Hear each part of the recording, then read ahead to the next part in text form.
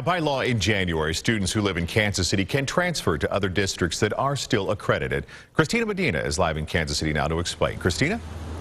Mark, I'm live here at the Board of Education building where the Kansas City Public Schools just released their policy on how to handle this transfer issue. Now, in this policy, it states it will only pay a certain dollar amount for tuition, and it will only pay transportation to 4 districts, the ones that you mentioned, Raytown, North Kansas City, Center, and Independence. But there are still huge concerns from money to transferring students in the middle of a school year.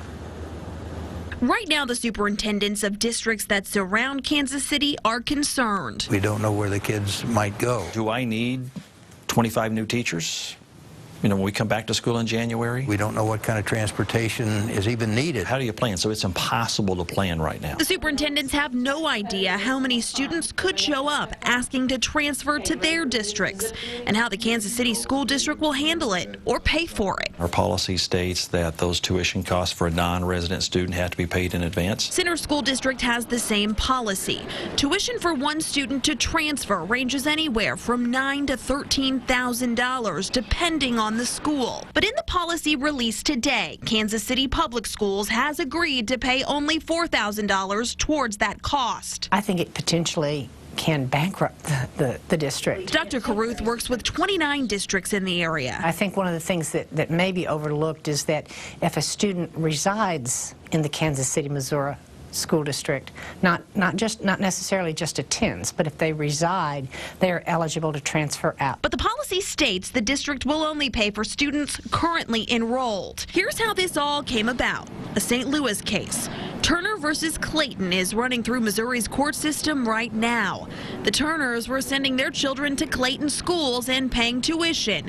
When St. Louis public schools lost accreditation 4 years ago, the family wanted the St. Louis district to pay for the tuition and filed the lawsuit. The courts so far have said students should be allowed to attend accredited schools, and the unaccredited district has to pay for it. What's still up in the air, how the neighboring districts have to accommodate. If hundreds transfer, what happens to class size? Who pays for more staff? And what if new buildings are needed? The superintendent for Center School District used to be the state commissioner of education for 13 years.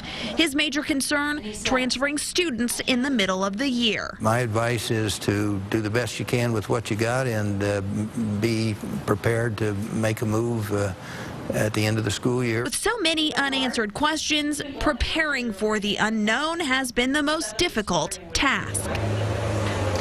Now, the St. Louis lawsuit is expected to be back in court in March, and all of these transfer issues is exactly what's being argued. If you would like to read the entire policy that the Kansas City Public School released, it's online on NBCActionNews.com under Education. Live downtown tonight, Christina Medina, NBC Action News.